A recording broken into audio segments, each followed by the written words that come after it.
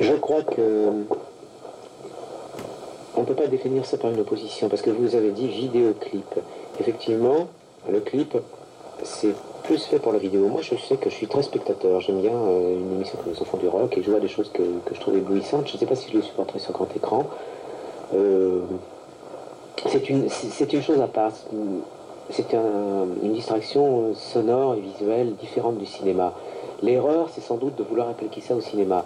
Alors on dit en ce moment, on fait des films clips. Je crois que c'est une mode qui va durer très peu de temps. Si vous prenez exemple comme un film comme Highlander, il a assez bien marché en France. Il n'a pas du tout marché aux États-Unis. Et je crois qu'on ne va jamais échapper à l'obligation de raconter, de bien raconter une histoire, d'intéresser un spectateur par une histoire bien menée.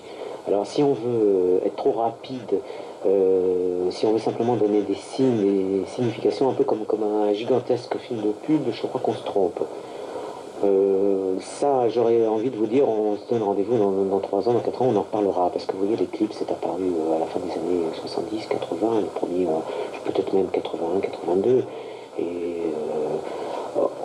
en plus en France, on ne sait pas tellement bien les faire.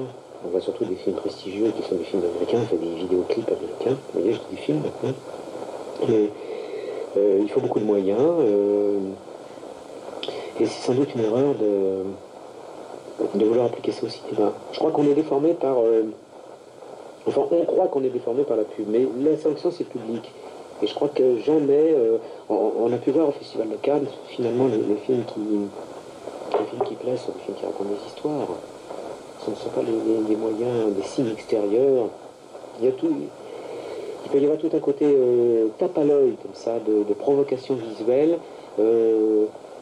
Mais pour moi, ça ne m'impressionne pas parce que je sais que ça a déjà existé dans l'histoire du cinéma.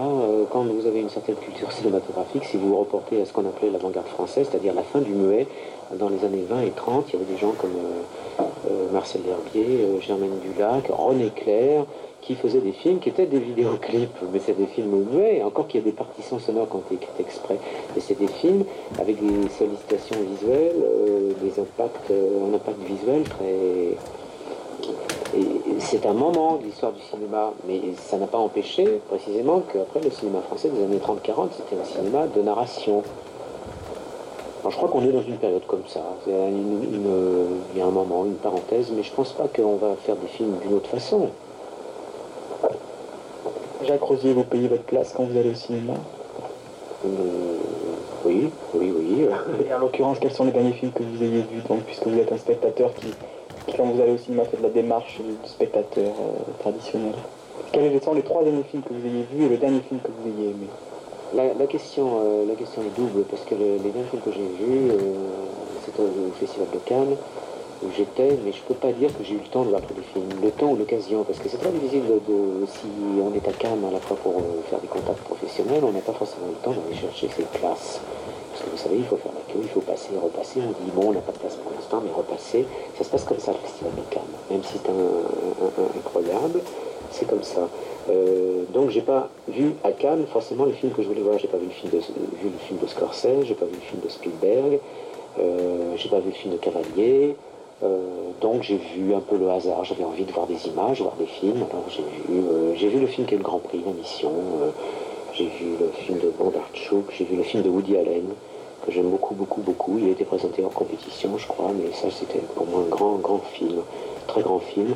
Je ne sais pas, j'ai parlé à quelques personnes qui avaient l'air de le bouder, toute proportion gardée, en disant que c'était inférieur à la Rose pourpre du Caire. Moi je trouve pas du tout. Je trouve que c'est un film où Woody Allen a fait une synthèse étonnante entre ses obsessions bergmaniennes et en même temps son sens du comique. J'ai eu pendant ce film une extraordinaire crise de fou rire au moment où ce petit juif new-yorkais parle de se convertir au catholicisme et explique ça à ses parents. Et il achète des objets de piété. Alors ça c'était très drôle. Ça c'est dans la tradition comique de Woody Allen, et en même temps c'est un film complètement émouvant, complètement humain, sur le temps qui passe, il y a un couple de parents comme ça qui sont il y a le père, la mère, ils passent leur temps un peu à s'engueuler, puis à évoquer des souvenirs d'autrefois. Lui joue du piano, il y a une espèce de climat comme ça sur le temps qui passe qui est très très fort. C'est un film sur la vie, sur la vie de tout le monde, et j'étais profondément ému, et à la fois ému, et pour moi c'est un très grand film. Et voilà, ça c'est sans doute le dernier grand film que j'ai vu.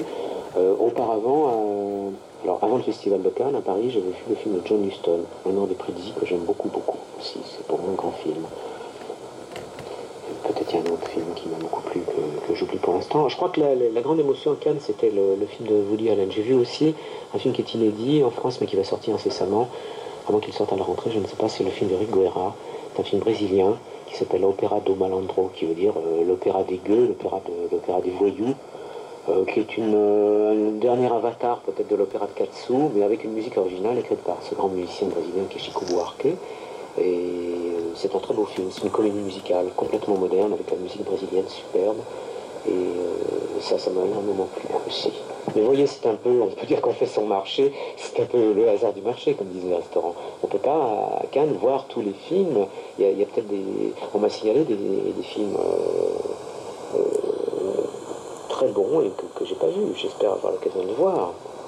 C'est vrai que Cannes, c'est un lieu privilégié pour voir des films qu'on ne va pas voir forcément après, parce qu'il faut-il encore qu'ils trouvent des distributeurs et des sorties. Vous avez l'occasion de voir en très peu de temps beaucoup de films de la planète qui sont fabriqués dans l'année précédente. Il y avait le film d'une Australienne, je crois, de Jeanne Campion, qu'on m'a signalé comme étant des films très très nouveaux, mais je ne les ai pas vus. Jacques Rosier, je vous remercie. Inutile de préciser à tous les amoureux du cinéma qui vont écouter cette émission et qui vont écouter cette station que Le Même Océan est un film à voir. Je vous remercie d'être venu à Toulouse. Vous avez fait une longue tournée province pour parler de votre film?